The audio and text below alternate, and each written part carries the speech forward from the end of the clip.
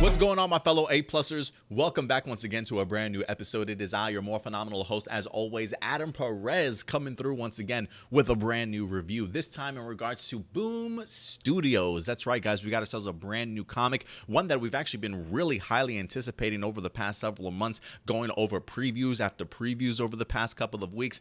Power Rangers Unlimited Heir to the Darkness, issue number 1. That's right, guys. It is finally here. You know, I was always a big fan of Power Rangers in space. One of the characters that always stuck out to me certainly was Astronema, aka Corone, or Corone, aka Astronema, along with her story with Andros. And so to be able to have her comic along with Ecliptor in here, I was really anticipating this and really looking forward to it. And just based off of what we've been getting so far in the Unlimited Power era of Power Rangers by Ryan Parrott with Mighty Morphin and the Power Rangers series, this definitely is a must-have if you guys are currently following along with the main series here, especially the Power Rangers series, because we are in fact getting connections, and this is a blatant just sort of connection right into a lead-up for our next upcoming issue of Power Rangers as well. So definitely a pivotal story to certainly be told, and one that I'm really glad that we wind up getting, honestly.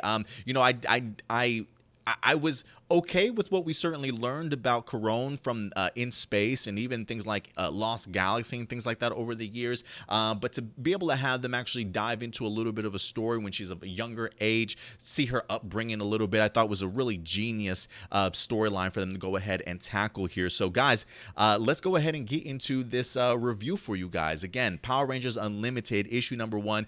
Since it is Wednesday, it is in fact New Comic Book Day, so this is it at your local comic book store. If you have not had the opportunity to check it out or pick it up, please go ahead and do yourselves a favor and go to your local comic book store, show your support, and pick up a copy. And if for some reason you can't get to your local comic book store, check out Comixology.com. You can go ahead and digitally download your comic books if you'd like to, and they give you a little bit of a discount as well. So definitely comes in play. If you absolutely want to read it and you just can't get out to it, definitely go ahead and check it out. So first and foremost, L.L. McKinney, the writer of this issue, haven't really read any of her other work or anything like that prior, but I gotta say, really impressed. I thought the storyline was fantastic in here.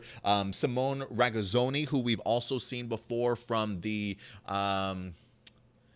the Coinless Universe sort of mini series that we wind up having, right? We had a Ranger one shot, and then we had like a 3 or 4 issue mini series, which she actually did the artwork for. Art wise, I didn't really mind it in the other one. I should say this: Ragazzoni's artwork in the other mini series, I didn't mind so much. But what I realized was going into this issue, it's all about the colorist. It's all about, it's clearly the same art style, but it's really all about who's inking, who's arting your artwork, who's coloring your artwork at the end of the day. Because it just really makes Ragazzoni's artwork in this issue just pop.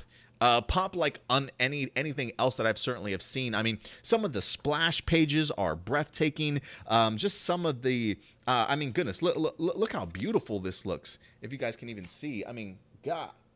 Right? Some of the splash pages, the panels are so intricate, really great decision making in regards to how to go ahead and express your storyline and things like that, and showcase your story as you're kind of trying to tell it. I just thought Ragazzoni did a marvelous job, along with the color scheme in here too. Really made me enjoy this issue just overall. I really would love to see this team come back with an issue 2 or an issue 3, or work on something else somewhere down the line, to be perfectly honest with you. So keep this combination, Boom Studios. Keep this combination. I think you got magic here if you want to go ahead and explore other things, to certainly say the least. But to get into this issue, a couple things definitely stand out to me.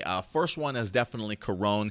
I really love her journey in here so far. I'm not quite sure exactly how old she is when we're picking up her story in current time, but we definitely do have some flashbacks to then times when she was certainly even younger, right? Kind of just brought into the fold, if you will, being trained for the very first time. It seems as though Ecliptor has maybe like 3 or 4 additional students outside of Corone that he's kind of all trying to bring up together, or at least they're training alongside one another. Darkonda's in here also, right? And there seems to be some sort of rivalry between Darkonda and Ecliptor in here, trying to see who can kind of create or raise up one of the better warriors for Dark Spectre to go ahead and sort of lead his armies and things like that. So it was really cool to kind of have these flashback sequences of Corone and just to kind of see where she really started off at, right? This the uncertainty and unknowing of her previous life, if you will, that sort of came before. One of the flashback sequences we see here is Darkonda handing over Corone to Ecliptor, talking about the idea of process her, wipe her memory sort of clean, if you will, and let's start trying to train her and things like that, right? So really not allowing Corone to even understand her past truly, but kind of giving her a false one, a false narrative to her past for her to kind of start being raised on, if you will, right? And I think the idea is that the storyline that they gave her was, her parents were really fond in the Empire, right? Everybody loved them. They were great warriors or great people, working solely for Dark Spectre and things like that. But the story that they wind up spinning is the idea that the Rangers have come and killed her family and things like that. I mean, you definitely have an idea of what Ecliptor certainly was if you watched In Space in the story that they wind up telling her. But the idea of the Rangers killing off her family, leaving her as the only sort of survivor, if you will, right? Not really knowing her family, but you clearly get to see that everybody kind of throws that into her face,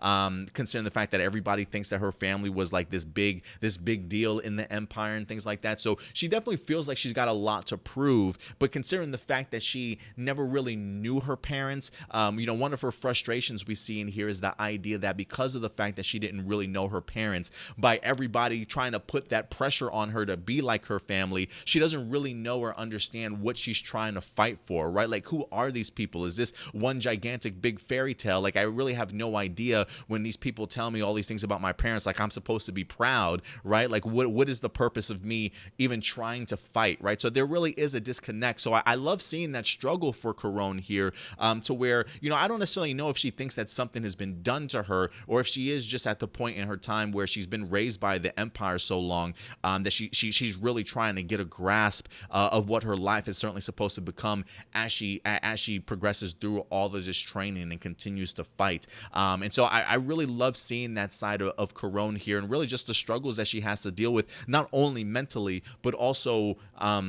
just further competition, right? Having another female, having another warrior in here, I believe her name is Dee, that clearly is giving Corone a ton of time, right? That there's clearly a blockage in her training because of the fact that she's harboring stuff. She's holding things down. She hasn't really been able to fully unleash and be herself because of the fact that she doesn't really know her past at all, right? There's no connection to her or anything to kind of sit down on it and use as motivation, if you will. So I love the fact that her trainer in here and the person that raised her pretty much like a father, Ecliptor, recognizes sort of that barrier that she's struggling with and decides to go ahead and actually give her that locket that we've known for her to have for such a long time, that's got that picture of not only her but Andros in there as well, right? Like, she's never noticed her brother before. She doesn't remember any of this stuff. It's not until Ecliptor really kind of gives her a piece of her past without truly telling her her entire story and her, the truth about why she's certainly there, right? But just enough of a tease of her previous life to show her that while all these stories may seem like fairy tales to you because you don't know them, they are very much real, right? You at one point in time had a brother, had a family that was taken from you. This locket belonged to your mom, but the Power Rangers killed them off, so you don't have that. But this, you can hold on to this, right, and remember them and use it as motivation for what you're fighting for. And it definitely does the trick, and it winds up allowing Corone to really become Astronema and really win the favor, if you will, of Dark Spectre. So I really love just her journey in here and getting the opportunity to not only see her take out some Flashmen, which mind you, what are they? Power Rangers Prism, I think they are considered. Maybe I'm wrong in that, but I do believe that they're considered Power Ranger Prism at this point. The idea that one of them actually escapes and actually one of them survives, it does make me wonder what's going to happen to this one. And it's the Green Ranger, if I'm not mistaken. So I am wondering what that past is going to be like. Did Homeboy turn out to eventually become Psycho Green or something like that, right? Like, I wonder if this character that wind up surviving the attack of Astronema is going to survive and maybe pop up somewhere else in a storyline or whatever the case may be. So I'm really fascinated by just that little tidbit alone. So I don't think that LL McKinney would allow Corone to miss one of the Rangers if they didn't have plans for them in the future. You know what I mean? But I thought she did a brilliant job not being able to get into the head of a young Corone, see what she was certainly fighting for, the relationships and the friendships that she's had as part of this empire, and of course just that emotional blockage that she's had of trying to get a grasp of her past and really find the motivation to certainly fight. And so I really love what McKinney wind up doing here with her. I also really love just the Ecliptor stuff too. He's always been a character that's fascinated me, not only just because of his fantastic just costume design, but really his past. He is very much still a mystery to me. So to be able to see him sort of as that father figure, but very much a stern, very trainer and things like that. It's really interesting, especially when it comes to his feud with Darkonda. There are some moments in here where I'm wondering if he's trying to push Astronema to become what he needs her to become out of selfish reasons alone, right? Because he wants to prove something maybe to Dark Spectre, and somebody like a Darkonda's kind of always been that thorn in his side, trying to sabotage him and make him fail and things like that. So there are elements in here that makes me feel like there are things of Ecliptor that is doing these actions selfishly, but there are moments also where you can tell that he really does care about her, or that he's really strived to kind of push her to be the person that he needs her to be, out of the fact that there is some sort of attachment there. You know, the idea of him even going to give her her locket, I feel it was done out of I don't want to say the goodness, but also with the purpose of pushing more lies on her to get her where she needs to go. So really fantastic stuff, and interesting stuff when it comes to the mindset of Dark Spectre as to what his intentions are, why he's certainly doing this. You know, the fact that we see him in issue number 5 of Power Rangers approaching the Omega Rangers for help or for assistance to do something, I am wondering exactly what that end goal is. Like, I don't look at Ecliptor in here as the overly villainous type, right? Like, there seems to be, like, while he definitely has villain attributes for sure, there definitely seems to be a more focused, and it almost reminds me of like a military or a commander, you know what I mean? Somebody that knows how to not only train but keep people in line and keep people in order, and do what needs to be done in order to be successful. So I really loved what LL McKinney wind up doing in here for this issue. And again, the Ragazzoni with the breathtaking artwork and the art style, just so dynamic and kinetic, and the great color choices in here, the greens and the pinks and things like that, really just make these pages just really pop. And so this storyline literally leads into Power Rangers issue number 6, guys. So if you are wondering, do I need to pick this up? Is this kind of a one shot? I mean, listen, if you're willing to drop $8, because yes, that's exactly what it certainly cost me. And I know I have complained in the past also of some of these issues from Boom Studios being so damn expensive, but this is $8 that I definitely was so thrilled that I actually wind up spending, because the creative team in here just blew me away and knocked it out of the park. So guys, if you've had the opportunity to check out Power Rangers Unlimited Heir to the Darkness, let me know what you think in the live chat or the comment section box below, guys. And then of course this video certainly will be made public to our subscribers and regular viewers this upcoming weekend, but you guys as Patreons certainly will get this as early access. So if you are thinking, should I pick this up?